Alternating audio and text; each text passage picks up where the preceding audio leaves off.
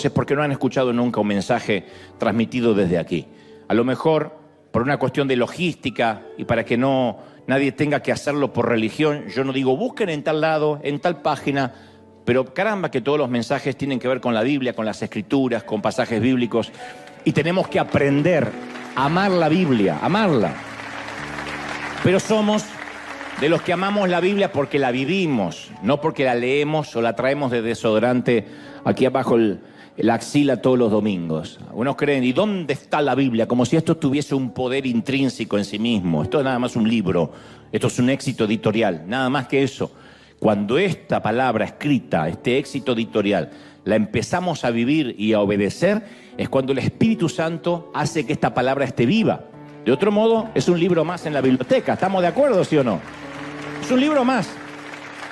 Este libro estuvo en la biblioteca de mis padres por años, al lado de los diccionarios, de las novelas, y para mí no tenía mucho significado ni para nadie de la familia, hasta que el Señor entró a nuestros corazones y de repente el libro descubrimos que estaba vivo. Pero no es el poder en sí mismo, entre las portadas, sino el vivirlo, el obedecerlo. Y aprender la palabra para nosotros es primordial. Entonces, a partir de hoy, ya está disponible esta página que tiene que ver con River Class. River Class es la manera de entrar, es sencillito, riverclass.org, y son nuevas series, están grabadas nuevamente. La serie La Familia, Liderazgo Integral, Fortaleza Espiritual, Relaciones Saludables. Cada serie tiene varios episodios, como si se tratara de Netflix o se tratara de Amazon Prime o algo por el estilo, ¿no? Ahí están las series y los episodios. Vamos, por ejemplo, a La Familia y tenemos el episodio 1, Vida Interior, Miedos, Héroes en Crisis. Vamos a la segunda serie, la tercera. Están todos los series y episodios. Entonces podemos ver episodios completos de 1 hora, podemos ver las series completas, nuestros instructores, nuestros profesores que ya grabaron esta serie, otras las están grabando ahora. Podemos tener también foros de discusión, entrar. Esto es para todo el mundo, por eso lo estoy presentando. Estos son nuestros instructores.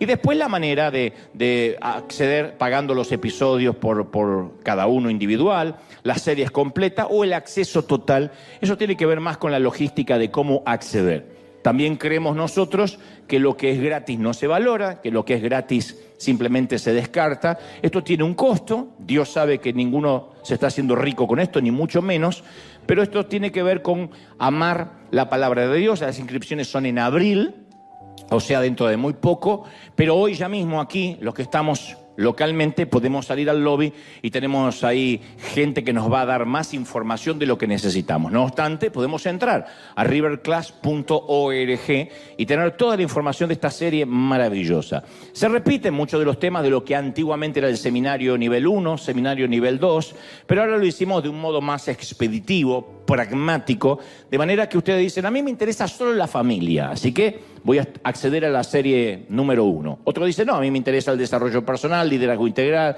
fortaleza espiritual, etc. Entonces podemos tener todo. Yo sugiero que aprendamos todo.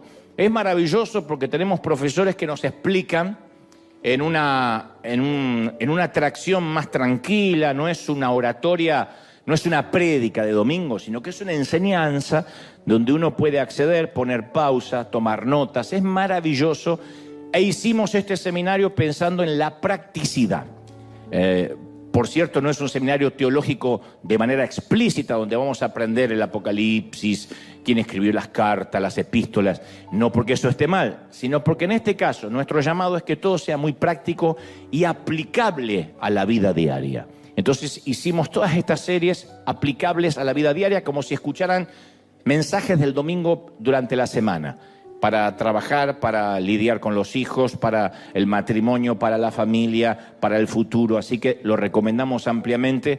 Esto se lanza oficialmente hoy, la página ya está online y la pueden acceder desde cualquier parte del mundo. Dicho esto, y antes de transmitirte lo que creo Dios me dijo que diga, Cada vez que yo regreso de un viaje les cuento el chisme santo de cómo me fue.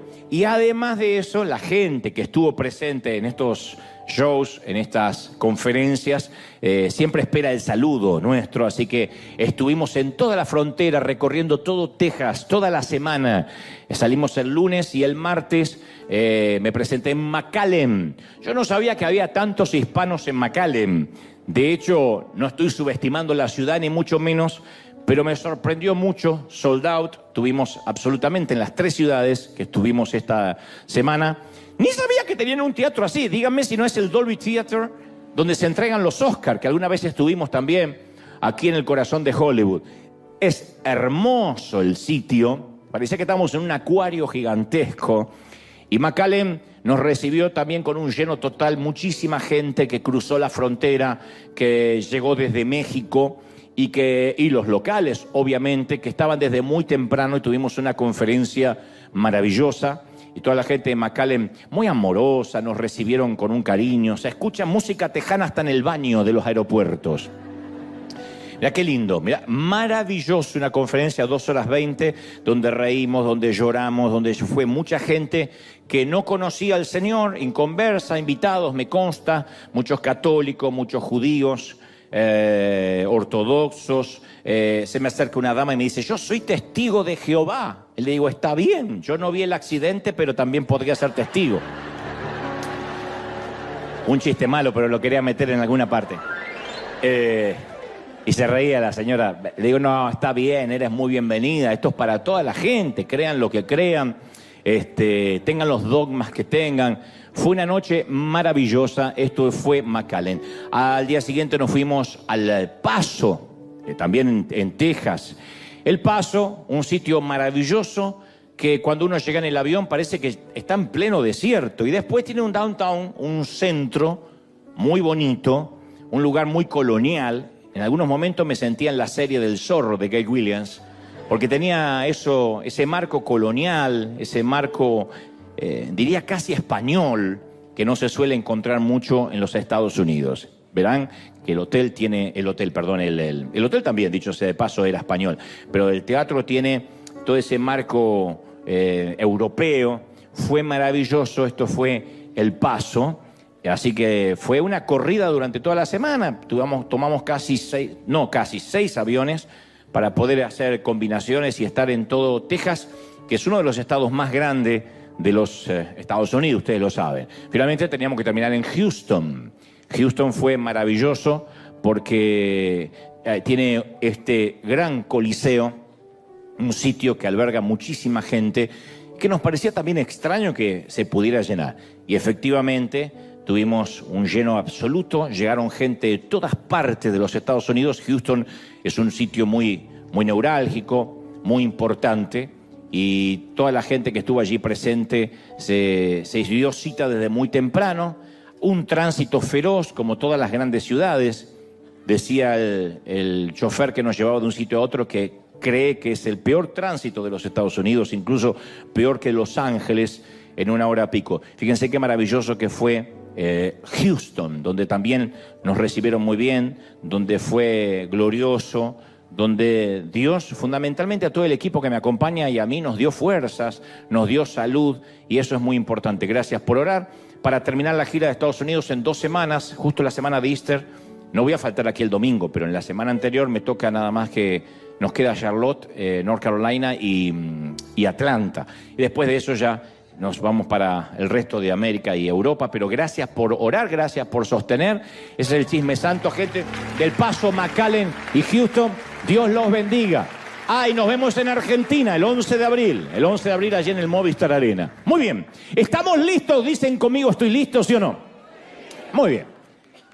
Estaba leyendo hace poco de un caso psiquiátrico muy particular. Un doctor estaba tratando a 3 pacientes en una institución justamente psiquiátrica de Michigan. Una historia real, por cierto, no es una anécdota inventada o un chiste.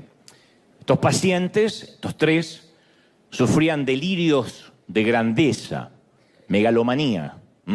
Es un desorden muy frecuente Se diría casi un argentinismo. Resulta que estos tres hombres padecían de un síndrome muy particular. Cada uno de ellos creía que era Jesucristo y sufrían el famoso complejo mesiánico. Cada uno se sentía el Mesías. Y durante varios años este doctor en Michigan hizo que los tres individuos vivieran juntos, comieran juntos, durmieran juntos y todas las tardes tenían una sesión de terapia grupal, juntos obviamente. Y durante una de las terapias uno de los hombres gritó: yo soy el verdadero Mesías, yo soy el verdadero enviado de Dios. Y el otro replicó: mentira, yo soy el verdadero enviado de Dios. Y el tercero dijo: ya basta de pelear, que yo recuerde nunca he enviado a ninguno de los dos. Este era el que estaba peor todavía, ¿no? Y parece un chiste, pero lamentablemente aquel doctor no tuvo éxito con sus intentos de convencer a aquellos hombres que ninguno de los tres era Dios. Estaban atrapados en esa realidad invertida en la que pensaban que eran el centro del universo, el tapón del océano, la última Coca-Cola del desierto, aunque en realidad eran tres farsantes que aspiraban al trono real, ¿no? Y aunque parezca un cuadro, solo un cuadro de psiquiatría, somos muy propensos todos a adorar falsos dioses o a equivocarnos en la adoración. La idolatría no es uno de los muchos pecados, sino el gran pecado, del cual se desprenden todos los demás. Todo comienza siempre con la idolatría. Así estemos bregando contra el sexo, con la adicción al sexo, la adicción a la mentira, la adicción al crimen, inclusive a cualquier pecado que nos parece horrendo, la raíz, si comenzamos a escarbar debajo de la superficie de cualquier lucha que estemos enfrentando, vamos a descubrir que debajo de todo siempre hay un Dios falso.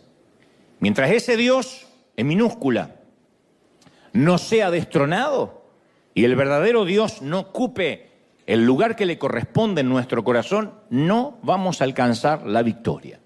La idolatría no es una cuestión, es la cuestión de fondo.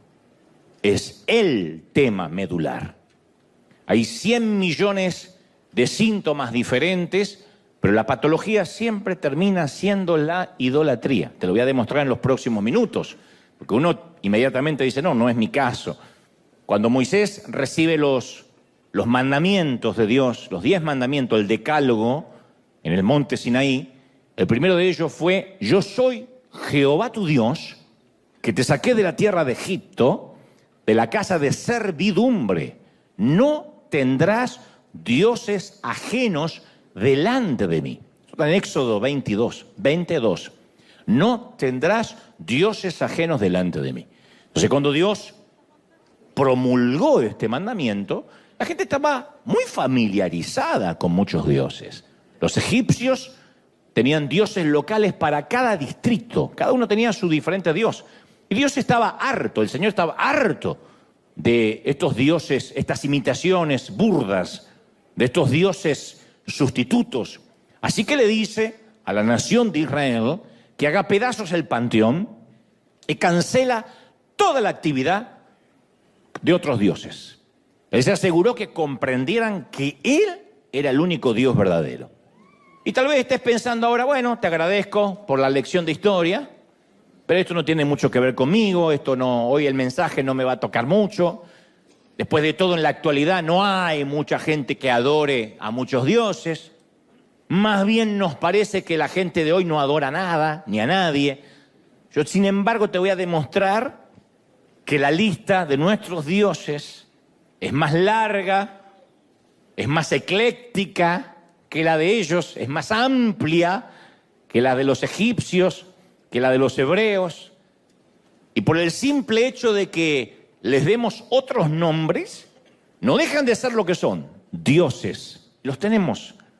Puede que no tengamos, qué sé yo, el dios del comercio, el dios de la guerra, el dios de la agricultura, el dios del sexo, el dios de la casa, pero sí tenemos docenas y docenas de otros dioses.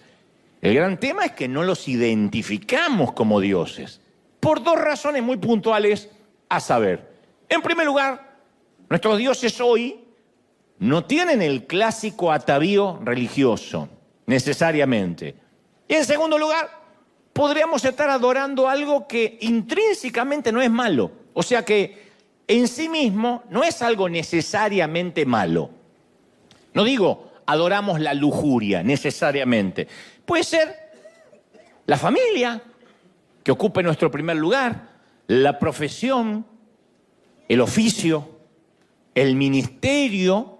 Podría ser que adoremos sin darnos cuenta el alimentar a los hambrientos, que tanto nos gusta en nuestra congregación, ayudar, sembrar, dar a los que menos tienen, que son todas cosas, insisto, muy nobles, muy loables. El problema radica, como viene Dios hablándonos las últimas semanas, que apenas algo ocupa el lugar de Dios, se transforma en un ídolo, sustituto. Cuando algo o alguien reemplaza a Dios en nuestras vidas, entonces esa cosa o esa persona, por definición, se convierte en nuestro Dios. Entonces, cuando Dios le dio a Moisés los mandamientos en el monte Sinaí, el pueblo esperaba abajo y Moisés se tardaba mucho y el pueblo se impacientó. Moisés estaba arriba del monte hablando con Dios. Y el pueblo, que tenían algo de sangre hispana, dicen los teólogos, no aguantaban. Entonces se reunieron el oro que todos tenían, la billutería que algunos tenían, lo echaron al fuego e hicieron un becerro de oro para adorar. ¡Qué ironía! ¡Qué ironía! Porque en el preciso momento que Dios le hablaba a Moisés acerca de no tener otros dioses, el pueblo estaba dándole forma a un nuevo Dios. En el monte Moisés hablaba con Dios y en el llano la gente hablaba con un Dios, bueno, hablaba. El Dios no puede responder, el Dios con minúscula, pero adoraba a un Dios pagano.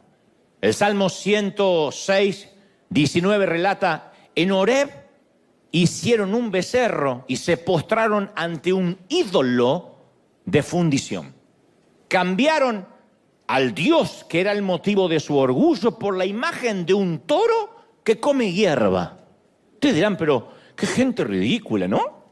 No fue un buen trueque cambiar al Dios poderoso por un toro que come hierba, la imagen de un toro. Cambiaron al Creador por un Dios de su propia creación.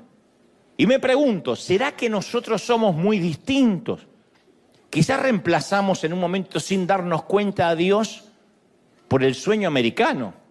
Al principio llegamos a este país como inmigrantes, y esto va para los hispanos que vivimos en la Unión Americana. Los que viven en América Latina, de México hasta Tierra del Fuego, aguanten un poquito, que esto va para nosotros. Al principio llegamos como todos para estar un poco mejor, para tener una mejor calidad de vida, lo cual es muy noble. Y después nos fuimos envolviendo en tarjetas de crédito, en préstamo, en hipotecas. Y nuestro Dios se empezó a hacer sin darnos cuenta de tener un buen crédito, un auto, una casa soñada, que no está mal en sí mismo. Pero a veces se empieza a cambiar el organigrama de nuestra vida, por una profesión, por una carrera que nos demanda el día entero y ya no tenemos tiempo para orar, para buscar a Dios. Leer la Biblia es un artículo de lujo.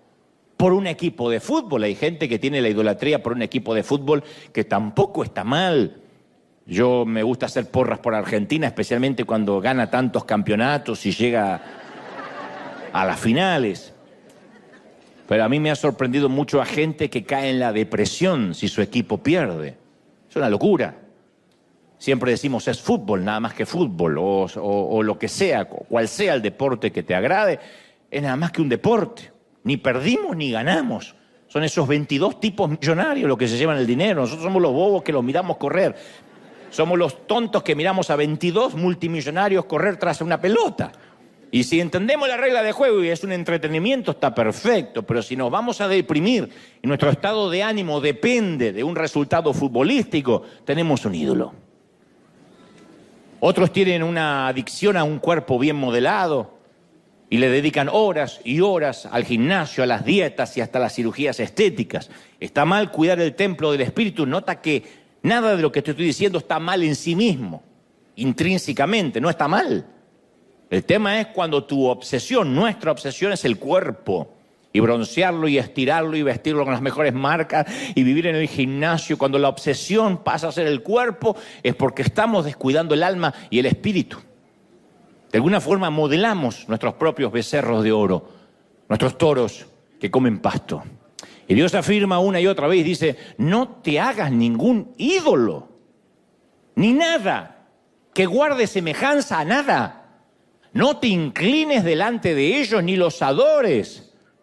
Yo, el Señor tu Dios, soy un Dios celoso.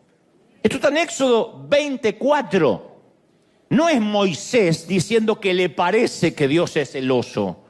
No es Abraham diciendo, conocí a un Dios celoso. En primera persona Dios dice uno de mis adjetivos es que soy celoso.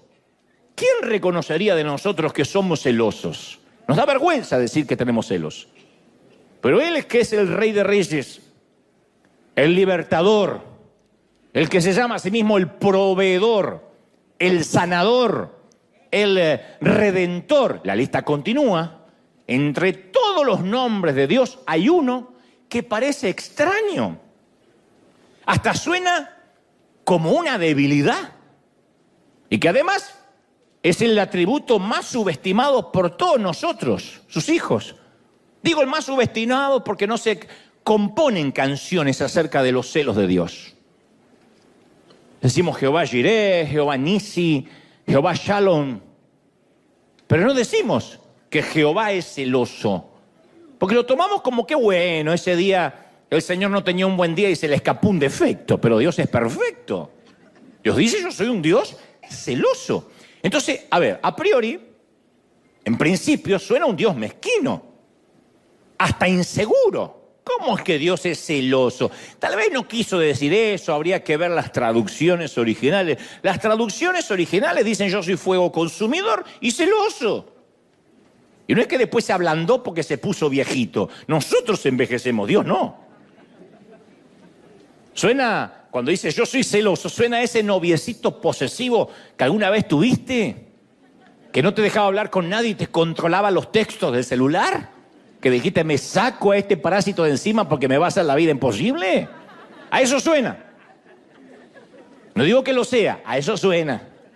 De hecho, los psicólogos afirman que los celos son emociones que a veces no podemos controlar y que debiéramos tener bajo control, que hay que gestionar esas emociones de inmediato y eliminar esa emoción en la medida de lo posible porque es insana para cualquier relación, entre padres e hijos, entre pareja, es una relación insana entre amigos. Y los psicólogos señalan que los celos por lo general suelen partir de dos premisas, miedos infundados o inseguridades. Si tienes una pareja celosa, tiene miedos infundados o inseguridades, que te controla, que desconfía de ti. Detrás de todo eso siempre hay un trastorno emocional muy serio. Por eso, insisto, suena extraño que Dios diga, yo soy celoso. Además, uno dice, ¿y qué razones podría tener Dios para ser celoso? ¿Acaso no le pertenece todo?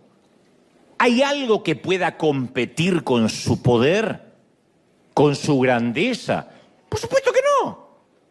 Pero Él es celoso de nuestro corazón. Y no porque sea inseguro, sino porque nos ama demasiado. Nos ama demasiado como para compartirnos. Si amas, sabes que tus celos son sanos porque no quieres compartir a quien amas demasiado.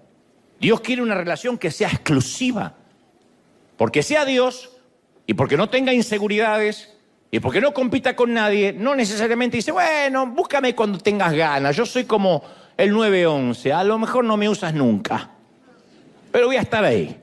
Soy como ese seguro de vida o ese seguro médico. Si te enfermas, ahí voy a estar. No, Él dice, yo quiero una relación exclusiva, comprometida. No tiene ningún interés Dios de mantener con nosotros una relación abierta. de practicar el poliamor. De que digamos, bueno, picoteo acá, picoteo allá, y cuando tengo ganas voy a buscar a Dios. Él no quiere compartir el sofá de 2 plazas de nuestro corazón. Su trono tiene solo un asiento. Y cuando nos buscamos un sustituto, un burdo, patético, ridículo, becerro de oro, es similar a cuando vemos a nuestra mascota, a nuestro perrito, que lo sacamos a pasear y empieza a beber agua de la cuneta, del zanjón, de la cloaca. Dios ve que en lugar de nosotros disfrutar el agua de vida que Él solo nos puede ofrecer, nos buscamos sustitutos que son asquerosa y repulsivamente inferiores. Y nos ve tomando agua de la cloaca y nos ama tanto que dice, no, yo soy tu Dios. ¿Qué tienes que hacer bebiendo esa porquería? Imagina esto, para entender los celos de Dios.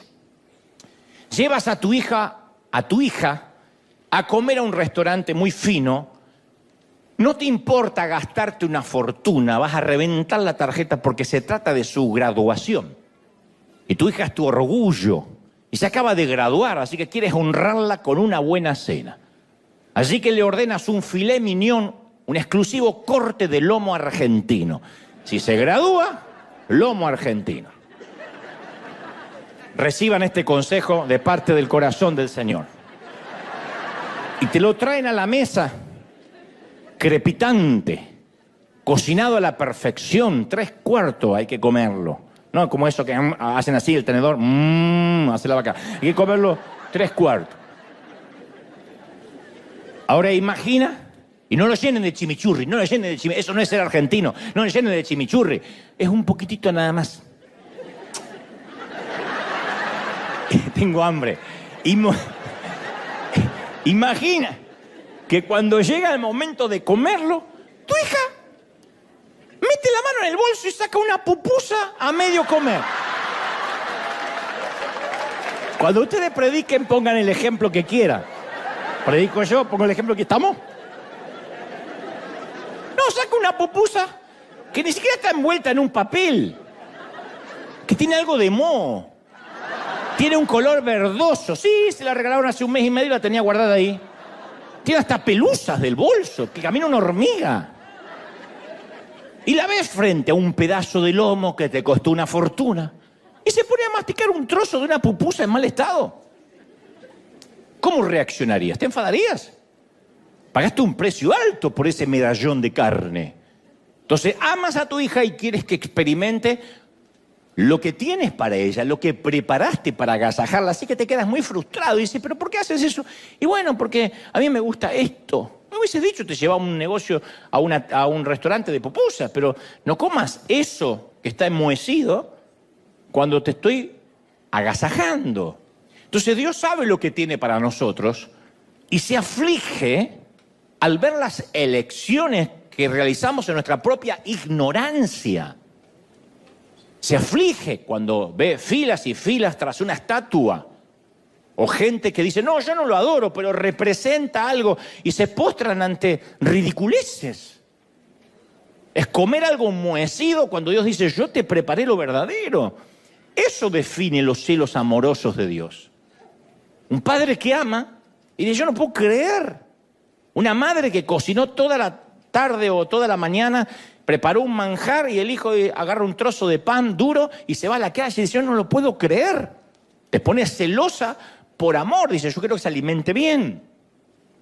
En Jeremías 2:13, Dios habla a través de su profeta, del profeta que le da el título al libro, y dice, porque 2 males ha hecho mi pueblo. Me dejaron a mí, fuente de agua viva, y cavaron para sí cisternas, pozos, rotos, que ni siquiera retienen el agua. Entonces Dios resume la rebelión de ellos en 2 pecados. Lo han rechazado y se han vuelto a ídolos que no tienen valor. Y eso explica por qué a veces somos tan torpes de reemplazar a Dios, que es como cavar propias cisternas rotas, mientras que a nuestro lado corre un manantial de agua fresca. ¿Quién tomaría agua de un pozo medio estancada con olor a pútrido cuando al lado hay una corriente de agua dulce, de aguas cristalinas? Por eso esto revela esto de las cisternas rotas, lo ridículo de la idolatría. Buscamos algo o alguien que haga por nosotros lo que solo Dios puede hacer. Entonces, en lugar de buscar a Dios como fuente de consuelo, nos volcamos a la comida. Si hay depresión, comemos. Si estamos alegres, comemos.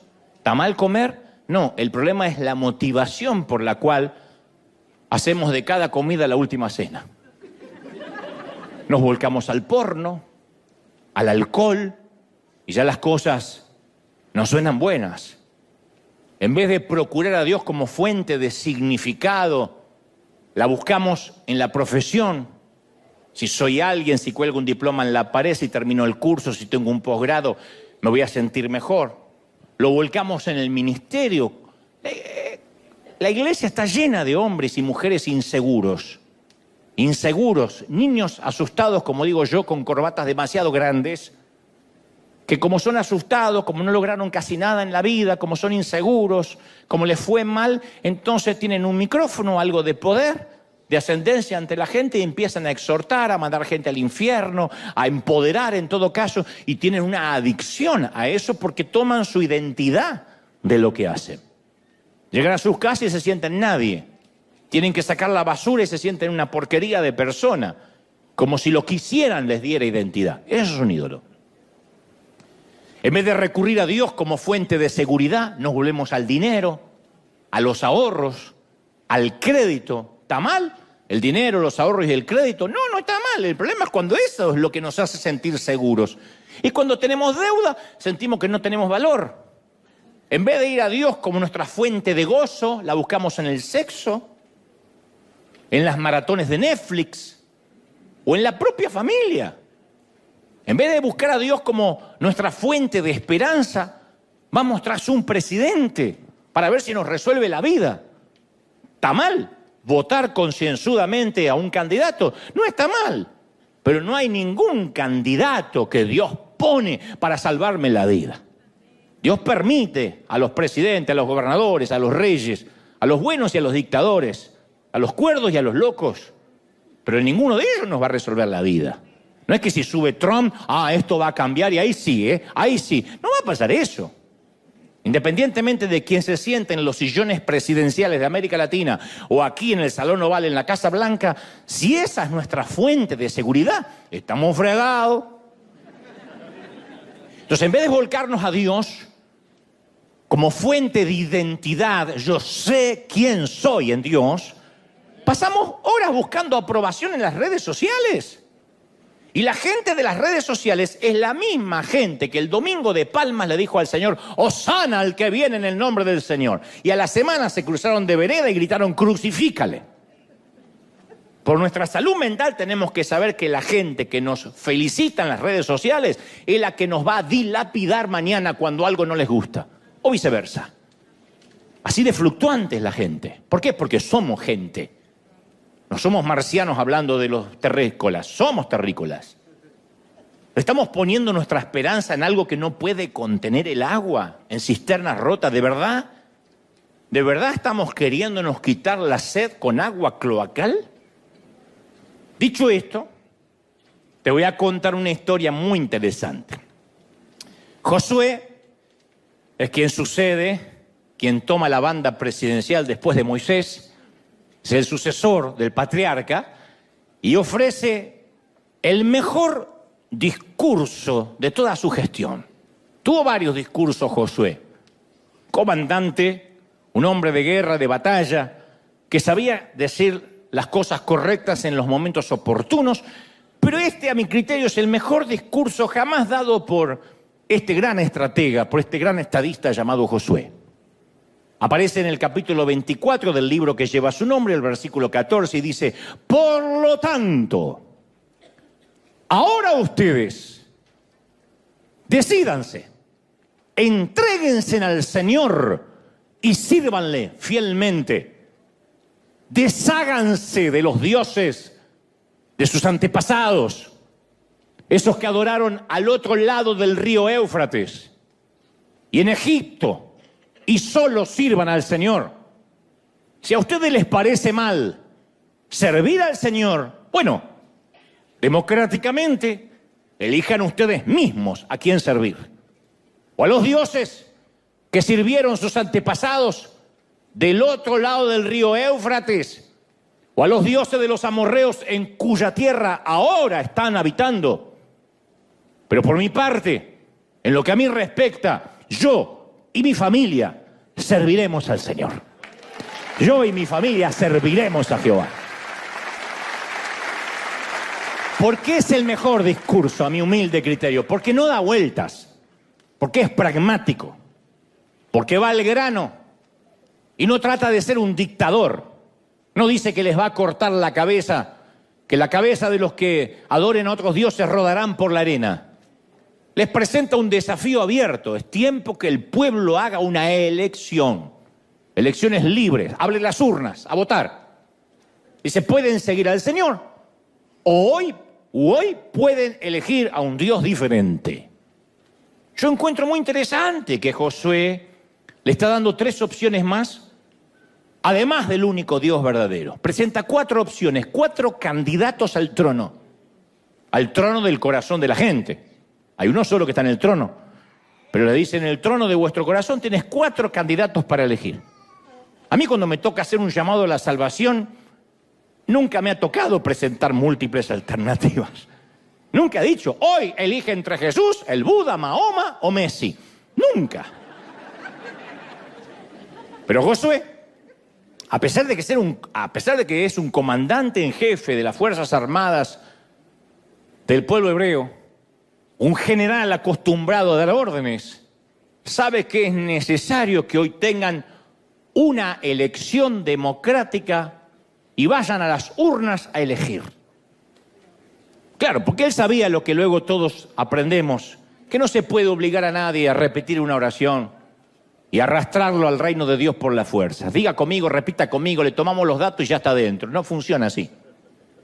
Se trata de un corazón que realmente sabe lo que está eligiendo, de un sendero que cada individuo debe escoger a expensas de desechar otros caminos. Dios no comparte su trono con nadie.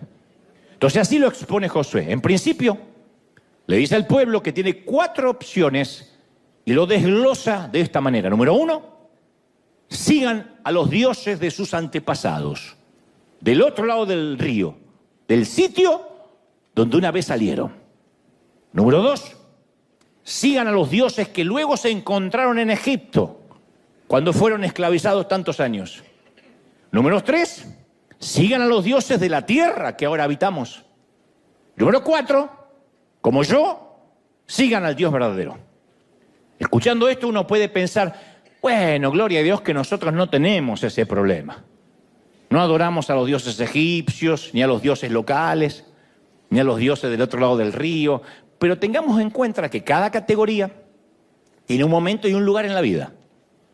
Puede que con el paso de los años esos dioses se vistan y luzcan diferentes a los del tiempo de Josué, pero las categorías hasta la fecha siguen siendo las mismas. Y no se nos puede escapar un detalle muy importante. Sí o sí tenemos que hacer una elección. Porque Josué no termina diciendo: bueno, también podrían elegir no adorar a nadie, pueden votar en blanco. No hay voto en blanco, no hay neutrales, no hay abstención de voto. Todos somos adoradores, todos. La adoración se conecta directamente con quién somos. Así es en cualquier cultura y en cualquier civilización. Todos somos adoradores de algo o de alguien. Te lo voy a demostrar en instantes. Donde quiera que uno vaya, vamos a ver a la gente que ya eligió a qué o a quién adorar. Y nosotros tenemos que elegir, porque eso está escrito en nuestro código genético. No podemos decir: yo no adoro a nadie, en ese sentido estoy muy equilibrado. No hay votos en blanco, no hay abstención de votos. Podemos ir a lugares donde, o sitios donde la gente tiene a sus ídolos tribales de la vieja escuela, rituales, sacrificios, sea una virgen, un santo, una estatua, una imagen, y ver esas grandes procesiones que parece increíble verlas en el siglo XXI. O podemos ir a las ciudades más modernas y ver que también se inclina ante altares de poder, altares de placer, de finanzas. En el fondo siempre es lo mismo. La gente elige a sus dioses y les lleva sus ofrendas, olvidando que ellos mismos son las ofrendas. Alguien dijo que lo opuesto a creer, lo opuesto a la fe, no es el ateísmo, es la idolatría. Lo opuesto a creer no es no creo en nada, crees en otra cosa o en otro alguien. En otras palabras, todos vamos a adorar a algún Dios, por eso tenemos que elegir esta mañana, tarde o noche, conforme cuando me estés viendo. Fuimos creados para ser adoradores del mismo modo que los pájaros fueron creados para volar y los perros para ladrar y las suegras para estorbar. Fuimos creados para eso. Es lo que hacemos. La pregunta es, ¿quién o qué será el objeto de nuestra adoración? ¿Quién o qué? Entonces, la vida nos va a presentar infinidad de posibilidades de elección. Y existe una gran cantidad de opciones, insisto, menos el no elegir. Hoy no podemos decir, bueno, esto no es para mí, yo no elijo nada. Josué presenta 3 opciones además de Dios y no ofrece el recuadro que diga ninguno de los anteriores mencionados. Le dice, elijan uno. Y si ubicamos esta disyuntiva dentro de un contexto moderno, alguien podría levantar la mano y decir, bueno, todo bien, Josué, pero la verdad que con este tema de la adoración a mí me excede porque yo no soy religioso.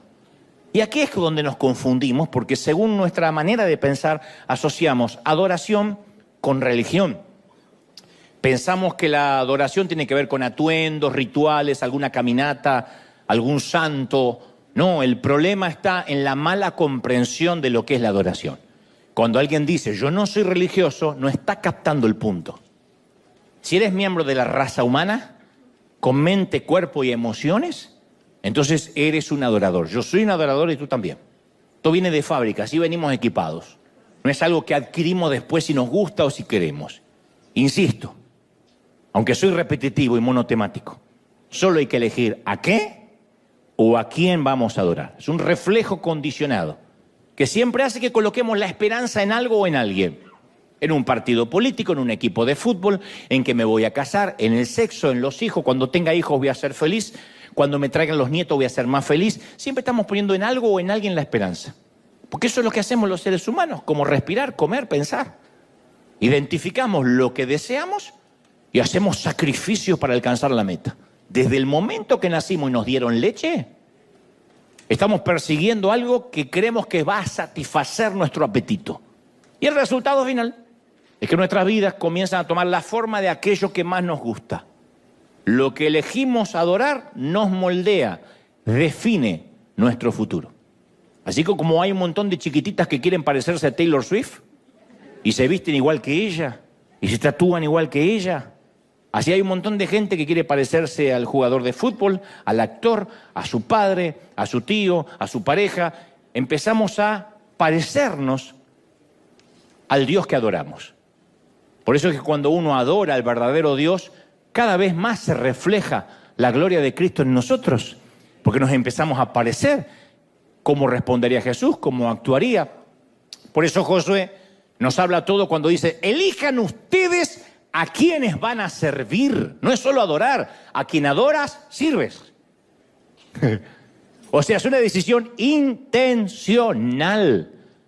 De otra manera, cuando dice yo me abstengo, porque eres cabezón y dices yo sí me abstengo, te vas a dejar llevar y te vas a encontrar adorando dentro de un templo, hablo en términos metafóricos, al que nunca elegiste entrar conscientemente, pero ahí estás postrado, sufriendo con el crédito, sufriendo con la cuenta bancaria, con la casa que no logras.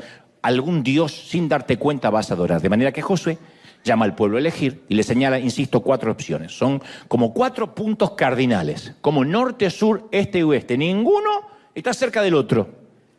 Cada uno lleva una dirección diferente a las otras. Opción 1. Number 1. Mi inglés está... tiembla Maldonado. Number 1. Los dioses de nuestros padres. Dice Josué, los dioses que tus antepasados adoraron al otro lado del río Éufrates. Los antepasados de Abraham adoraban los dioses de esa región. Entonces, en todo el área de la Mesopotamia había un dios para casi cualquier propósito que te puedas imaginar. Tenían 3 deidades cósmicas, 3 otras que eran astrales, toda una sarta de dioses, una diáspora de dioses con sus correspondientes demonios, porque cada dios tenía su némesis. No hay Spider-Man sin... ¿Cómo se llama? Ese. Abraham había salido de una sociedad que creía que tales dioses los bendecían o no. De hecho, la Biblia nos dice específicamente que el papá de Abraham era un adorador de ídolos, un adorador de imágenes. Ahora Josué quiere saber, ¿van a recurrir a los dioses de sus padres? Y todavía es una pregunta válida, esto no es una lección de historia. O criamos a nuestros hijos en la fe que tenemos, o en su defecto los criamos en la fe que no tenemos. Pero no hay neutralidad. Como uno cría a los hijos, no hay neutralidad. O los criamos en la fe que tenemos, o los criamos sin la fe que no tenemos. Hoy en día muchos padres deciden criar a sus hijos sin un género asignado. Fíjense qué locura. Desde su nacimiento, alegando que quieren alejarse de los estereotipos que exige la sociedad. Entonces se educan a los hijos con neutralidad sexual. Esto avanza a pasos agigantados, no es un grupito. Esto hay decenas de miles.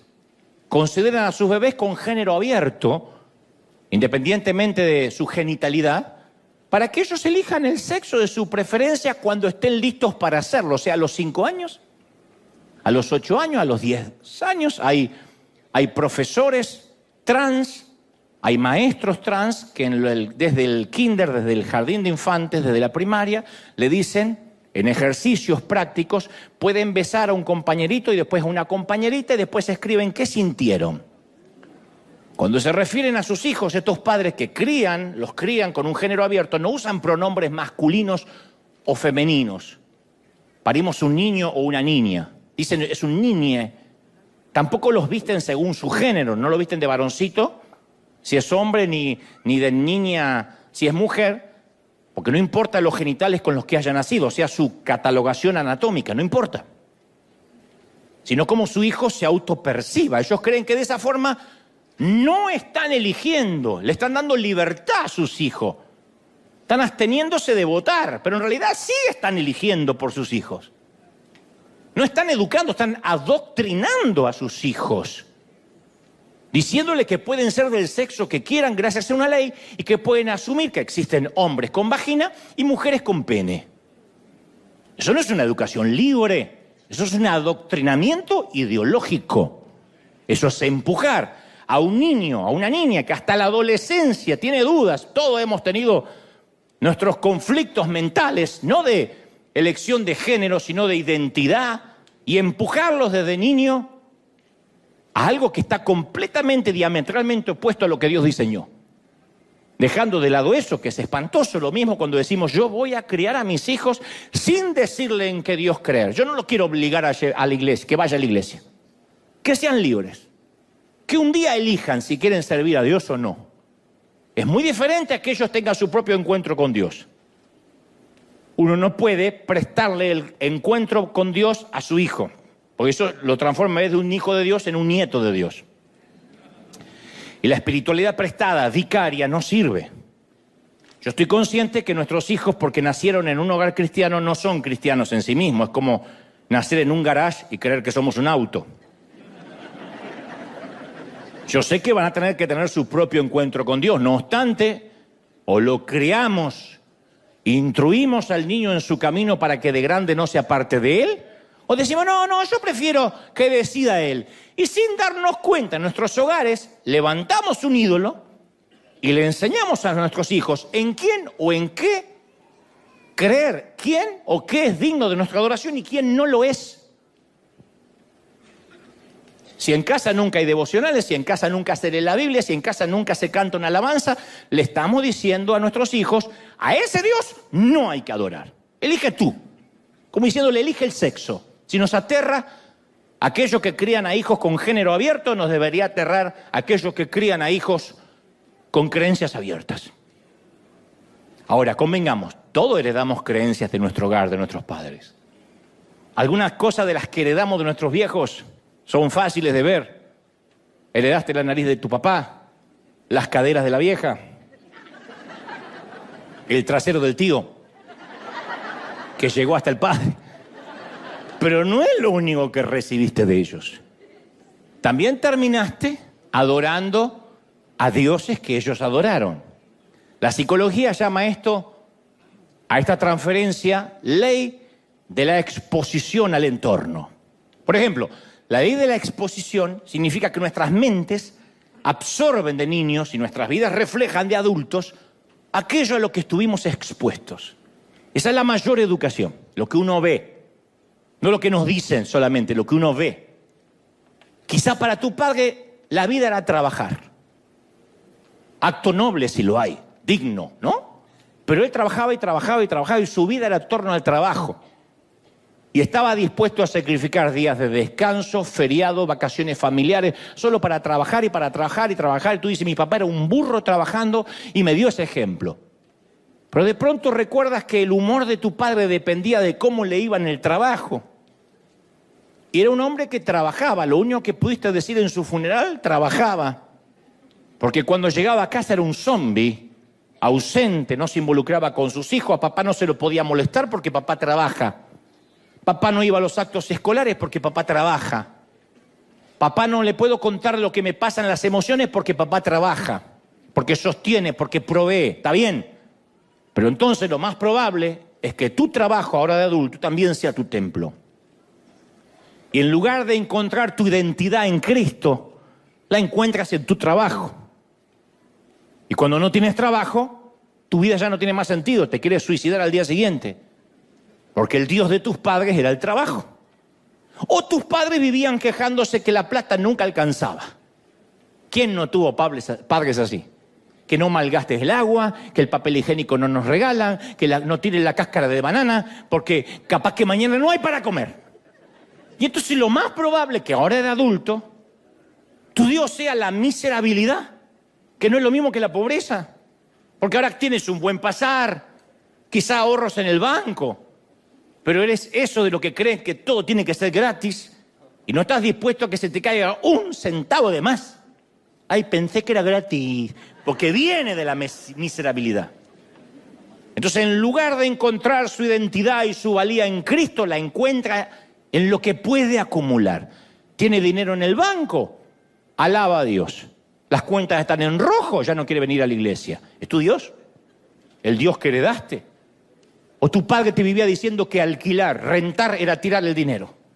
Y entonces sientes que no tienes valor hasta que no tengas tu propia casa.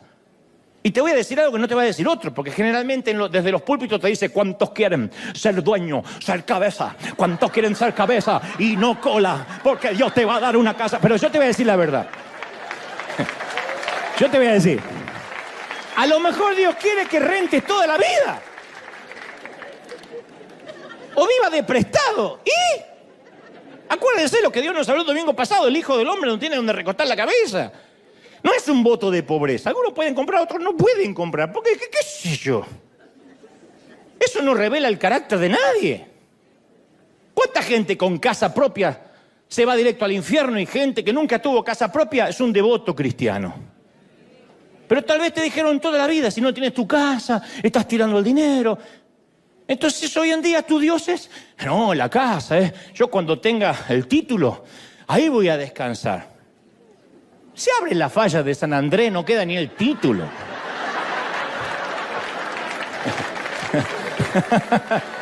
O tal vez, o los incendios de Santa Ana. Tal vez tu mamá se preocupaba y hasta se obsesionaba por mantener las apariencias. ¿Recuerdas crecer en un hogar donde todo tenía que estar perfecto, impoluto? Porque si llegan visitas, ¿qué dirán? No dejaba que salieras al comprar el pan si no te peinabas y ella se aseguraba que tuvieras cada cabello en su lugar. No sea que te cruces con la vecina y piense que soy una madre descuidada. Lo más probable es que ahora de adulto adores la apariencia. Y en lugar de encontrar tu identidad en Cristo, la encuentras en la vestimenta que llevas y en lo que la otra gente piensa de ti. Entonces hay un montón de ejemplos. Tu padre adoraba los deportes. Cuando jugaba no sé quién, no se lo podía molestar porque era como Moisés recibiendo las tablas en el Sinaí. Adoraba el dinero, la cerveza, el alcohol. Tu madre adoraba ir de compras, adoraba a los hijos, la moda. Piensa en cuáles cosas se te pusieron delante en el lugar donde creciste. Porque el camino más natural del mundo es adoptar los dioses de nuestros padres. Y Josué dice, ¿quieren seguir a los dioses de vuestros padres? ¿O van a elegir al verdadero Dios? Opción 2. Los dioses de nuestro propio pasado. Dice, los dioses que adoraron en Egipto. Ya no habla del lugar donde nacieron sus padres, sino los que ustedes adoraron en Egipto. Josué menciona específicamente los dioses de Egipto, que no eran ya los dioses de los padres, sino los dioses de su propio pasado que nunca se fue. Porque al igual que la Mesopotamia, los egipcios tenían un panteón de deidades muy diverso. Les encantaba mezclar en las figuras partes del cuerpo humano con parte de los animales. Lo habrán visto en los libros de historia. Tenían un tal Horus, dios del delta, que tenía cuerpo humano con una cabeza de halcón. Hathor tenía el cuerpo de una vaca y la cabeza de una mujer. No dije nada. Ustedes dicen... ¿Están esperando que yo agregue algo más? No, yo llego hasta ahí, hasta el bordecito y ¡epa! Y me vuelvo. Tengo años en este oficio. Pero eso eran los Transformers mutantes del antiguo mundo. Los egipcios tenían sus dioses populares, pero además adoraban a todas las cosas. Al sol, a las tormentas, a la luna, a las estrellas. Y los hebreos tuvieron tantos años esclavos ahí que no había manera de no absorber esa cultura que los rodeaba. Así que cuando Moisés condujo al pueblo a la libertad, algunos de ellos no abandonaron los dioses que adoptaron en Egipto.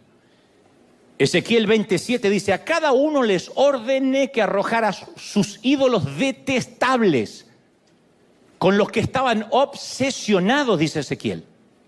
Y que no se contaminara, y usa una palabra muy singular, con esos malolientes ídolos de Egipto. Porque yo soy el Señor su Dios. El Señor dice, apesta tu ídolo. Así les dijo. Y este tipo de ídolos malolientes representa aquello del pasado, ya no del Dios de los padres, sino aquello de nuestro pasado que no queremos dejar atrás y que de algún modo persiste. Yo recuerdo hace algunos años, muchos años, fui a buscar empleo allá por el año 91 a una importante compañía de instrumentos musicales y todo dependía de esa entrevista. Me puse mi mejor traje de entonces, me perfumé en cantidad industrial y acudí a la entrevista de trabajo con mi mejor versión, la que podía tener en ese entonces. Pero antes de entrar a la tienda, que estaba en una peatonal muy famosa en Buenos Aires, en calle Florida, tuve que atravesar un parque que era un campo minado de estiércol de perro.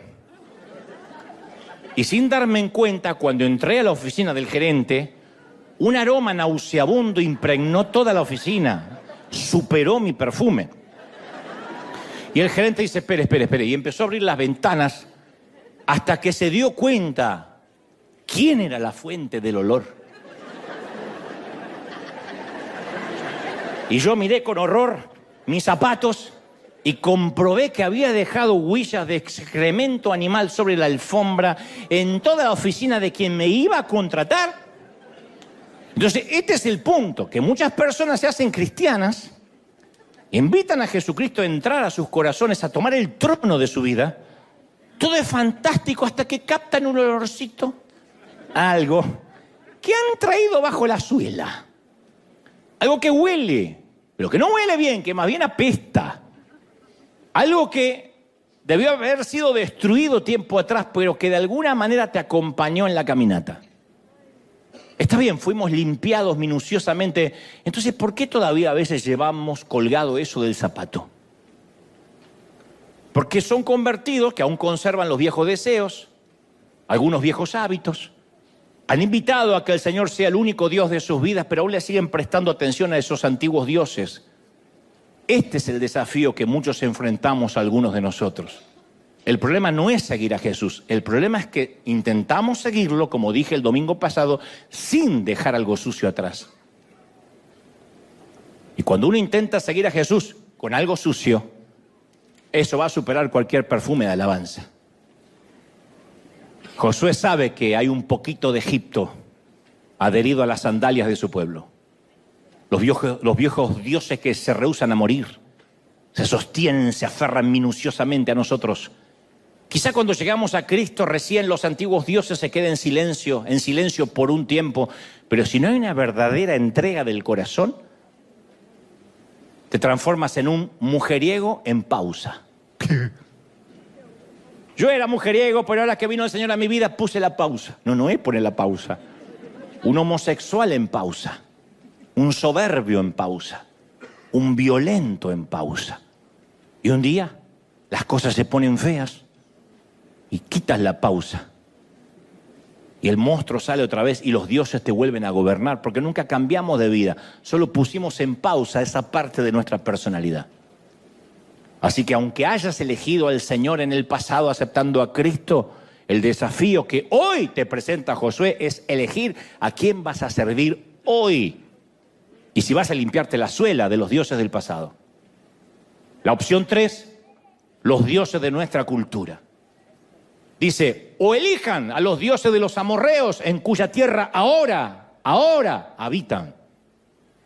Los dioses no solo estaban en casa de papá, ni la tierra de la cual salimos, sino en la tierra de la cual hoy habitamos. La tercera opción de los recién llegados. Estos eran dioses más encubiertos, no se apreciaban a simple vista. Los israelitas ahora vivían en un pueblo muy diverso, muy parecido a lo que ocurre en nuestra sociedad. Había muchos grupos étnicos, dioses distintos, y había sacrificios, rituales sexuales, todas esas cosas. A algunos israelitas los sedujeron. Porque estos dioses tenían la ventaja de estar jugando en su propia cancha, eran dioses locales, eran parte de la cultura. Y nosotros también luchamos con dioses que son parte de la cultura. Claro, si hoy nos dijeran que siguiéramos a un dios de la fertilidad, de la prostitución en el templo, lo rechazaríamos, porque no encajan en nuestra época. Pero para aquella gente la adoración a estos dioses estaba tan inmerso en la cultura que era lo normal, era como los que escriben insultos, cristianos que escriben insultos a otros ministerios en las redes. Es normal. No hay más temor de Dios en mucha gente. Tendríamos muchos defectos en la iglesia legalista en la cual me crié, pero no nos atrevíamos a tocar jamás a un ungido, no sea que esté luchando contra Dios. Y hoy en día van a ver ustedes un montón de bocas sueltas diciendo vas a arder en el infierno, apóstate, basura, no solo conmigo, con cualquiera que no les agrada. No sé si eso viene de la cabeza, de lo que aprendieron o de la cultura. Las redes me dan impunidad, me dan anonimato y digo lo que quiero del presidente, del actor, de la entrega de los Oscars y del culto. Si no me gustó, insulto y total, pecado es lo que se dice, no lo que se escribe. Y de la abundancia del corazón escriben los dedos. Entonces, ¿será posible que tengamos ídolos que no reconocemos porque está tan integrado a nuestra cultura que nos resultan normales, lógicos y hasta orgánicos? Pablo le escribe a Roma en Romanos 12:2 y dice, no se amolden al mundo actual, sino sean transformados mediante la renovación de la mente, así puedan comprobar cuál es la buena voluntad de Dios, agradable y perfecta. Entonces tenemos ídolos que nadie supo predecir. Te cuento, un predicador viajó a una aldea en la India, historia absolutamente real, y conoció a una mujer en la India que alguna vez visitó América y la odiaba. Y ella dijo, odié América, en la India, porque nunca vi tanta idolatría allí como en otro lugar. ¿De verdad? ¿Alguien que vive en un país que adoran a las vacas? Y la mujer describió 3 áreas de idolatría que ella identificó. Dijo, Los americanos, y esto no incluye a los gringos solamente, sino a nosotros, adoran el estómago. Y esta mujer describió con una mirada desorbitada los enormes locales abarrotados de alimentos, de súper recontra, hiper, macro hamburguesas así, que pueden agrandar por 20 centavos más, con 2 vacas arriba. Y se tienen demasiado para comer, adoran la comida. Y se sentía ofendida por personas de sobrepeso cuando hay gente en su aldea que no tiene para comer, que racionan el arroz. Segundo, dijo, me sorprende cómo en Occidente adoran la televisión. Diseñan los hogares alrededor de ese aparato. Es impensado en la India. Dice, la pantalla ocupa el lugar más prominente de la habitación y alrededor todos los muebles. No para que la gente hable, sino para que mire el aparato. Y no podía comprender cómo hasta ponían esas pantallas enormes en el dormitorio. Pero finalmente dijo, la peor forma de idolatría la vi en cómo las personas se relacionan con su teléfono. Se sentía profundamente ofendida por el hecho que la gente lo usara hasta para conducir. Y dice, es más, no podía tener una conversación con nadie completa sin que ese alguien mirara su celular. Entonces a veces no nos damos cuenta, pero tenemos las redes sociales, gran herramienta, en la cual podemos ver rápidamente quién considera que nuestras vidas son muy interesantes como para seguirnos y recibir inmediata retroalimentación sobre cualquier cosa que pudimos compartir, ya sea la boca, el trasero, lo que sea. Hace algunos años, un predicador, que no voy a decir quién, me aconsejó que hiciera lo mismo que él. Me dijo, consíguete una aplicación que te proporcione seguidores falsos. Dijo, es fantástico. Yo tenía 1000 seguidores, ahora tengo 100.000. Dice, no cuesta mucho. Por un módico precio hay una aplicación que hace que te sigan centenar de cuentas falsas. Digo, pero no son gente real. Dice, no, pero te aparecen como seguidores. La idea era mostrarle a los pocos seguidores que ahora tenía muchísimos seguidores. Entonces, si revisamos el celular varias veces por día para ver qué dice la gente de nosotros, eso es una idolatría cultural. Si nuestra identidad proviene de los que nos siguen, de los que les gustamos o no, de qué piensan de nosotros, nos deprime si nos critican y nos alegra en el día si dicen que estamos mejores, más delgados, más bonitos, es tiempo de llevarle el asunto a Dios. Si te das cuenta que cuando recibes un mensaje, ¡ping!, no puedes esperar, porque tienes que saber qué te dicen de inmediato. Sientes que te estás perdiendo algo. Cada vez que tu teléfono hace bip o vibra, te sientes atraído por una fuerza magnética imposible de detener. Estás atrapado, eres adicto. Y tu Dios ya tiene su propio templo. A menos que te sientas atraído por Dios de la misma manera. Y dices, tengo que orar. No, ¿cuánto más tengo que orar? Sé que Dios me va a decir algo bueno. Entonces, pero si tu atracción magnética hacia Dios no es la misma que por el celular, tu Dios ya tiene un domicilio, ya tiene un templo en tu corazón. Y Josué finalmente da la opción 4. El Dios verdadero dice, por mi parte, yo y mi familia serviremos al Señor. La opción final siempre ha sido la única opción desde el principio. La única opción. Las otras ni siquiera son reales. Las otras no son más que un espejismo, pero el carácter de Dios es nunca ser un dictador. Siempre